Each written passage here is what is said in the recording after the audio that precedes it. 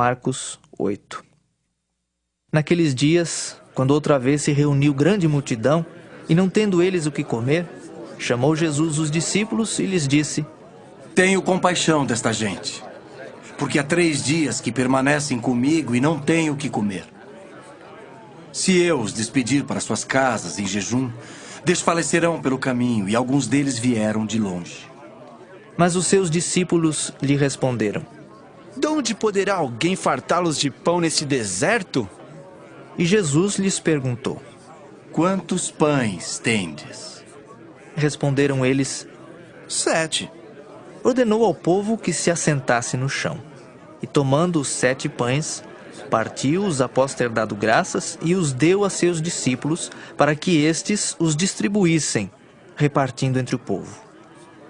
Tinham também alguns peixinhos, e abençoando-os, mandou que estes igualmente fossem distribuídos.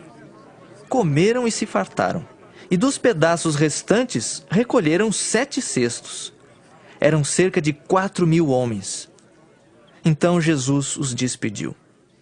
Logo a seguir, tendo embarcado juntamente com seus discípulos, partiu para as regiões de Dalmanuta. E saindo os fariseus, puseram-se a discutir com ele, e tentando-o, pediram-lhe um sinal do céu. Jesus, porém, arrancou do íntimo do seu espírito um gemido e disse: Por que pede esta geração um sinal? Em verdade vos digo que a esta geração não se lhe dará sinal algum. E deixando-os, tornou a embarcar e foi para o outro lado. Ora, aconteceu que eles se esqueceram de levar pães, e no barco não tinham consigo senão um só. Preveniu-os Jesus, dizendo: Vede, guardai-vos do fermento dos fariseus e do fermento de Herodes. E eles discorriam entre si: É que não temos pão. Jesus, percebendo, lhes perguntou: Por que discorreis sobre o não terdes pão? Ainda não considerastes nem compreendestes? Tendes o coração endurecido? Tendo olhos, não vedes? E tendo ouvidos, não ouvis? Não vos lembrais de quando partiu 5 pães para os 5.000? Quantos cestos cheios de pedaços recolhestes? Responderam eles: 12. E de quando partiu 7 pães para os 4.000? Quantos cestos cheios de pedaços recolhestes? Responderam: 7. Ao que lhes disse Jesus: Não compreendeis ainda? Então chegaram a Betsaida, e lhe trouxeram um cego, rogando-lhe que o tocasse. Jesus, tomando o cego pela mão, levou-o para fora da aldeia, e aplicando-lhe saliva aos olhos e impondo-lhe as mãos, perguntou-lhe: Vês alguma coisa?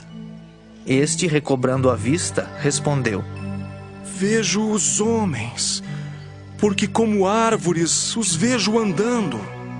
Então, novamente lhe pôs as mãos nos olhos, e ele, passando a ver claramente, ficou restabelecido.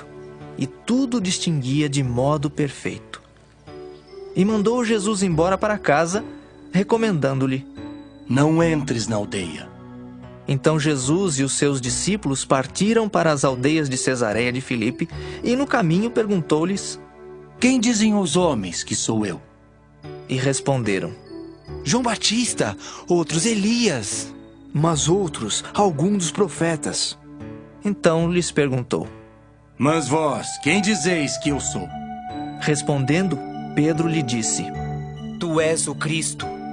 Advertiu-os Jesus de que a ninguém dissessem tal coisa a seu respeito.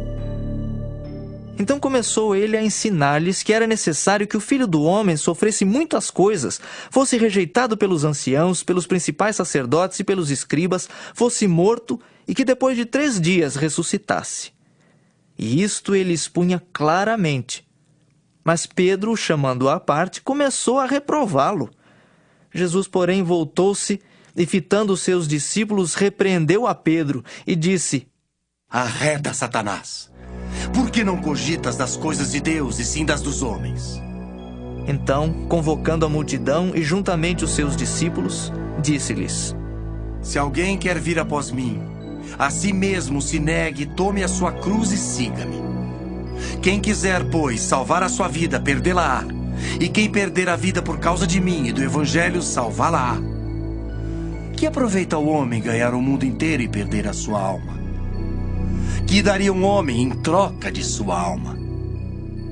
Porque qualquer que nesta geração adúltera e pecadora se envergonhar de mim e das minhas palavras, também o Filho do Homem se envergonhará dele quando vier na glória de seu Pai com os santos anjos.